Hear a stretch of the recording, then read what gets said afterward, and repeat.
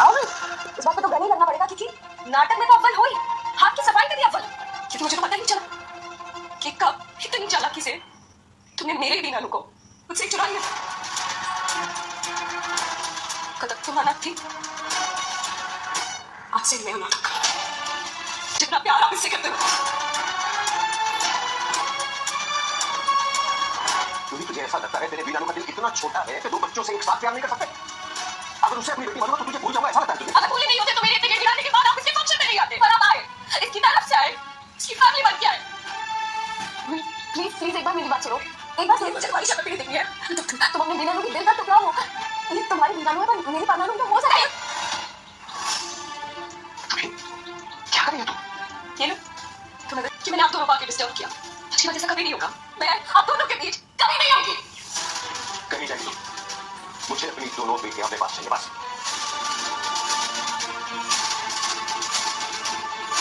So sorry बीनानू, पर आपकी किस्मत में आपकी एक ही बेटी थी और आपको चूज करना पड़ेगा। और हम सब चाहते हैं कि आपकी चॉइस मैं तो हूं नहीं, इसलिए मुझे जाने दीजिए। रूही रूही रुको। रूही बेटा,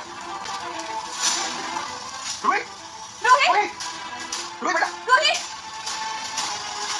क्या करी है बेटी? वो हमें बता रही है कि मेरी वजह से आप उसे खो देंगे, लेकिन मैं ऐसा कभी नहीं होने दूंगी। परनानू, अभी अगर दो लोगों के रिश्ते में कोई परेशानी आती, कोई अड़चन आती, उसके जिम्मेदार वो दो लोग होते हैं, कोई तीसरा नहीं। ऐसा नहीं होता है परनानू।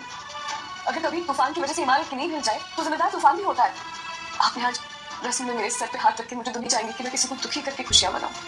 मैं रूही का दिल तोड़ के आपसे रिश्ता जोड़ूं। ये रिश्ता किस्मत ने जोड़ा है बेटा, इससे दुआ नहीं पड़ेगी। परिवार का सुख तुझे बहुत पहले मिल जाना चाहिए था बेटा, और पहले की तरह आके। थैंक यू परनानू, लेकिन आपके और रूही के बीच में नहीं आना चाहती। मैं हम दोनों के बीच की दरार को और बढ़ाना नहीं चाहती। मैं जनरली नहीं चाहती कि वो खुश रहे। फिलहाल तो अपने बारे में सोच, अपनी खुशियों का ख्याल। तुमने सुना मैंने क्या कहा? इतनी सारी रस्में, वो संगीत में तरह डांस है। अगर एक सदी भूल गई तो परनानू की गुनाह कर जाएगी ना। चल प्रैक्टिस कर। गो।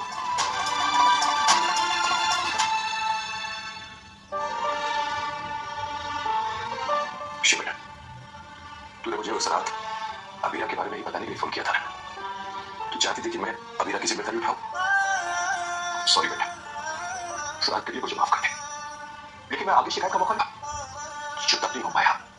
वो अब होगा भली, मैं अबीरा को अपने रिश्ते का सच नहीं बता पाया, लेकिन अपनी जिम्मेदारी उठाऊंगा बेटा।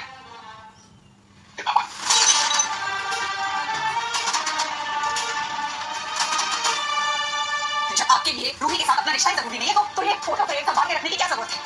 हर माँ बाप का फर्ज होता है मनीषी कि अपने बच्चों को डर से संभाले, उसे बचाए। पर आज अबीरा की वजह से आप इस फर्ज से चूक गए। दीदी हम बैठ के बात करते हैं। नहीं, पहले कोई दुख नहीं था, लेकिन फिर भी मैं इस बात के लिए मान गई थी। लेकिन प्लीज कोई मुझे ये बात समझाए कि ये वहां जाके अबीरा की तरफ से सबसे लड़ने क्यों गए? क्योंकि अबीरा मेरी क्यों अपनी है? अबीरा आपकी अपनी बच्ची है, रूही आपकी अपनी बच्ची है मनीषी, जिसे बचपन से यही डर सताता आ रहा है कि सब उसे छोड़ देंगे, वो अकेली रह जाएगी। और आज आपने उसके इस डर को सच कर दिया। और इस दुनिया में ना आपने अबीरा के लिए रूही को अकेला छोड़ दिया। इतनी मुश्किल से हमारी बेचारी बच्ची की जिंदगी संभल रही थी, आपने मैं एक ही बात 100 बार आपको बोल के थक गई हूँ सच में। दीदी क्या करें साहब, एक ही कमरे में नहीं रह सकती। दीदी प्लीज अबीरा को आपके और भाई साहब के बीच में मत आने। अबीरा को रूही और अपने बीच ये खुद ही कराए। रिश्तों का मिलना जुलना, मिलके बिछड़ना, मिलके बिछड़ना, में चलना गिरना, गिर के संभलना। मेरा बस छिले मेरी बच्ची तो मैं कोई भी परेशानी कुछ में ना आने दो। बरसों पहले हुए किसी हादसे की कीमत मैं उस बच्ची को नहीं चुकाने दूंगा। मैं पूरी कोशिश करूंगा, हमेशा करूंगा कि, लेकिन यही कोशिश मैं अबीरा के लिए भी करूंगा। उसका हक मैं किसी को नहीं छीन दूंगा।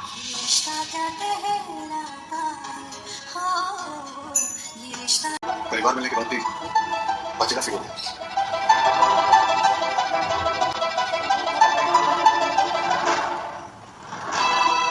सॉरी, पर आज के लिए दुखी हो नो डाउट।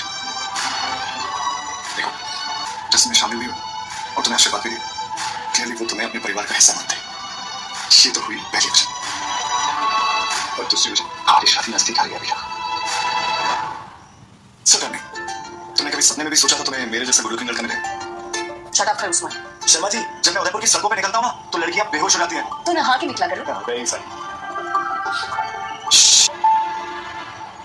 क्या चोरी है?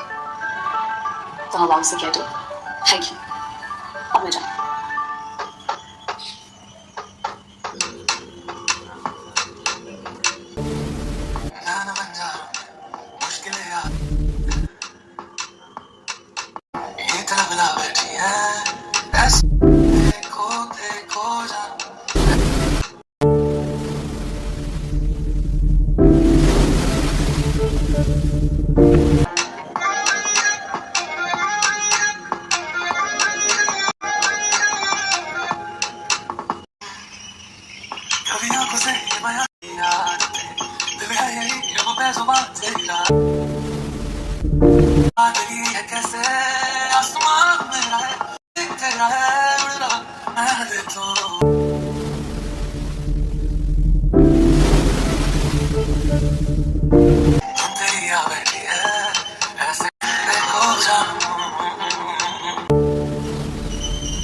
क्या सोच रहे हो?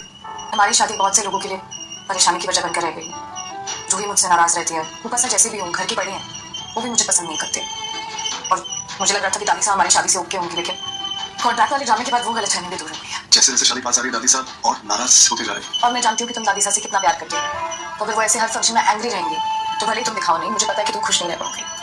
अरमान, मैं चाहती हूँ, क्योंकि मुझसे खड़ूस मान का सैड फेस नहीं दिखा जाता, इसलिए मैंने डिसाइड किया है कि संगीत पर दादी साहब डांस करेंगी। क्या? हाँ, ऐसा कभी नहीं होने वाला है अभी। जरूर होगा, तुम देख लेना। दादी साहब हमारे संगीत पर डांस करेंगी। I don't believe this. You have to believe this. हम भी देखते हैं ये लड़की हमसे कैसे डांस कर पाती है।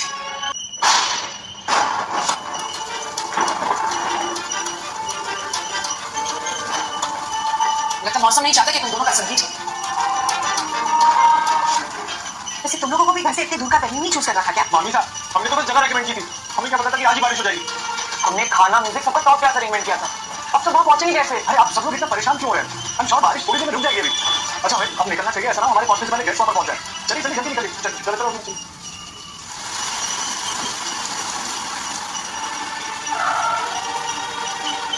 गाड़ी को क्या हुआ बेटा? खाली दीवार अचानक से बंद पड़। देखना पड़ेगा बाहर जाकर। अरे तुम दोनों बाहर आके की बारिश हो रही है, जुकाम लग जाएगा तुम लोगों को। देखने तो पड़ेगा। जल्दी हम छाता भी लाना भूल गए हैं। वहाँ ये लोग ना अरे क्या हो गया? अभी ना बेटा क्या हुआ? पता नहीं था, शायद मैकेनिक को फोन करना पड़ेगा। अरे बेटा ऐसा करते हैं कि गाड़ी को यहीं छोड़ देते हैं, ड्राइवर करेक्ट कर लेगा। हाँ, हम लोग दूसरी गाड़ियों में ऐसे होके चलते हैं। वेन्यू पे भी तो पहुंचना है। वेन्यू तक कोई भी नहीं पहुंच पाएगा।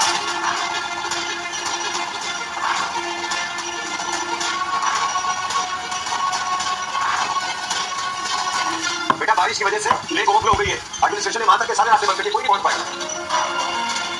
हमें पता था इस लड़की का फंक्शन है, कोई ना कोई गड़बड़ तो जरूर हो। दादी साहब बारिश के लिए भी अभिया को दोष दे रही है। इसमें अभिया की क्या गलती है? अरमान, तुम्हारी इस बहस के चक्कर में हम लोग सब यहीं फंसे रह जाएंगे। हम तो कहते हैं सब गाड़ी में बैठो और चलो घर। क्या घर? अरे पर संगीत क्या चले?